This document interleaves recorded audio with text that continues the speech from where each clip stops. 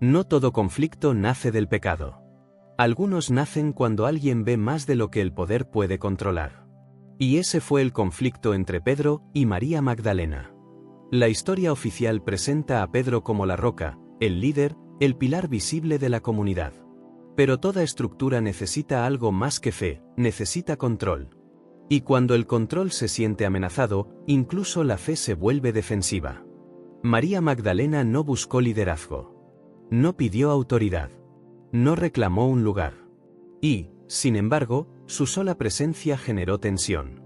No por lo que hacía, sino por lo que comprendía. Porque hay personas que desestabilizan un sistema sin levantar la voz. En varios textos antiguos, especialmente aquellos que quedaron fuera del canon, aparece una escena recurrente: los discípulos discuten y Pedro cuestiona a María. No la acusa de mentir. No la acusa de inventar.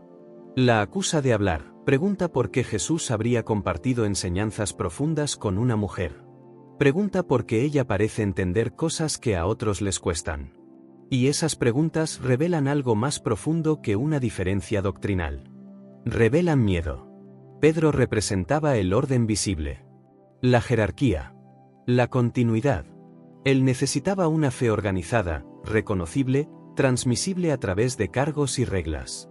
María representaba algo distinto: la experiencia directa. La experiencia no se controla. No se jerarquiza. No se hereda. Y eso es peligroso para cualquier institución naciente. En el Evangelio de María, hay un momento clave. María comparte una enseñanza recibida. Pedro responde con incomodidad. Dice, en esencia, ¿por qué deberíamos escucharla? ¿Por qué Jesús hablaría así con ella y no con nosotros? Esa pregunta no es teológica. Es política. Porque si María tiene acceso directo al conocimiento, ¿para qué sirve la estructura? Pedro no rechazaba a María porque fuera mujer solamente. La rechazaba porque no dependía de él. Porque no necesitaba validación externa. Porque su autoridad no venía del cargo, sino de la comprensión. Y en el mundo antiguo como en el moderno eso es intolerable para quien intenta sostener un sistema. Jesús, según esos mismos textos, defiende a María. No la corrige. No la desacredita. Le recuerda a Pedro que no todos reciben el conocimiento de la misma forma. Que no todos están preparados para comprender lo mismo al mismo tiempo. Ese gesto es clave. Porque deja claro que el conflicto no es personal. Es estructural. Pedro quería preservar la unidad. Pero confundió unidad con uniformidad. María representaba diversidad de comprensión. Profundidad emocional. Lectura simbólica.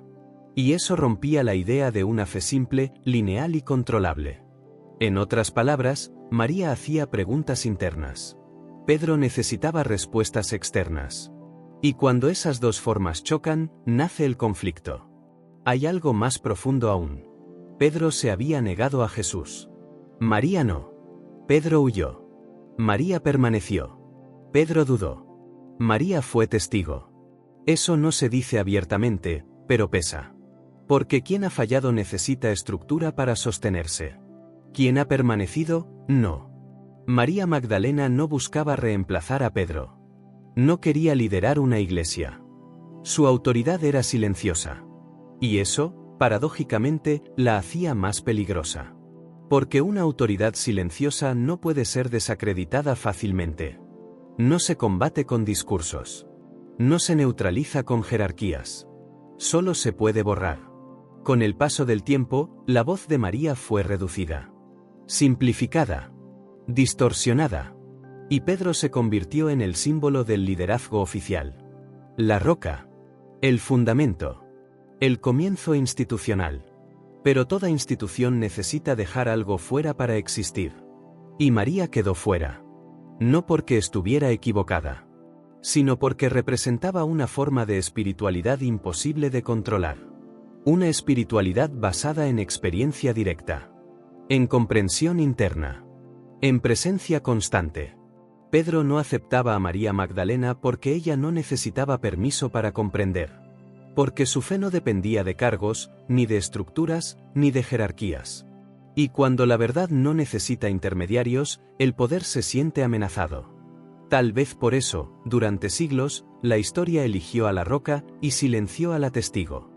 Y cuando observamos las tensiones que algunos textos antiguos reflejan entre Pedro y María Magdalena, la situación se vuelve aún más interesante. No estamos hablando simplemente de diferencias personales. Estamos hablando de autoridad, de liderazgo, de quien interpreta correctamente el mensaje. En ciertos escritos antiguos, Pedro cuestiona abiertamente la legitimidad de las revelaciones de María. No porque ella no fuera cercana al Maestro, sino precisamente porque lo era. Y esa cercanía cambia dinámicas. En el llamado Evangelio de María, por ejemplo, se describe un momento en el que Pedro pone en duda que el Maestro haya compartido enseñanzas especiales con una mujer. Esa reacción no surge en el vacío. Surge en un contexto cultural donde la autoridad espiritual femenina no era común. Para Pedro, aceptar plenamente el liderazgo o la revelación de María implicaba redefinir estructuras. Y redefinir estructuras siempre genera resistencia, pero debemos tener cuidado de no simplificar el conflicto como celos superficiales. Podría tratarse también de una lucha más profunda, la lucha por preservar la unidad del movimiento naciente. Cuando una comunidad está en formación, cualquier diferencia doctrinal puede percibirse como amenaza. Si María hablaba desde una experiencia mística, interna y revelacional, y Pedro desde una estructura más organizativa y visible, el choque no era solo personal. Era teológico. Y aquí aparece una reflexión incómoda. ¿Cuántas veces en la historia el liderazgo femenino fue cuestionado no por falta de capacidad, sino por costumbre cultural? Tal vez Pedro no rechazaba a María por odio. Tal vez luchaba con una realidad que desafiaba todo lo que conocía.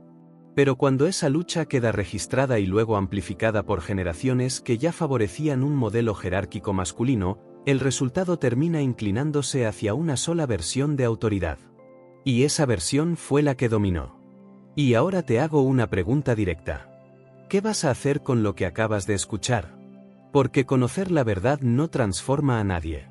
Lo que transforma es lo que decides hacer después de conocerla. Si esta historia removió algo dentro de ti, si despertó dudas, emociones o incluso incomodidad, entonces este mensaje era para ti. No estás aquí por casualidad. Las verdades incómodas no llegan a oídos distraídos. Llegan a corazones listos. En este canal no venimos a repetir lo que todos dicen. Venimos a cuestionar. Venimos a profundizar. Venimos a mirar más allá del relato superficial. Porque la fe no es frágil. La fe verdadera resiste preguntas. Resiste historia. Resiste investigación. Y cuando resiste, se fortalece. Si este contenido te hizo pensar, compártelo con alguien que también esté listo para escuchar algo diferente. Suscríbete si quieres seguir explorando las historias que muchos evitan contar. Y déjame en los comentarios lo que tú piensas, porque aquí la conversación no termina, apenas comienza. Recuerda esto, la verdad no necesita gritar. Solo necesita ser buscada. Y si llegaste hasta aquí, es porque estás buscando. Nos vemos en el próximo episodio. Amigos, gracias por quedarte hasta el final. Amigos, gracias por apoyar el canal, suscribirte y comentar. Si te gustó, regálanos un me gusta. Feliz y bendecido día.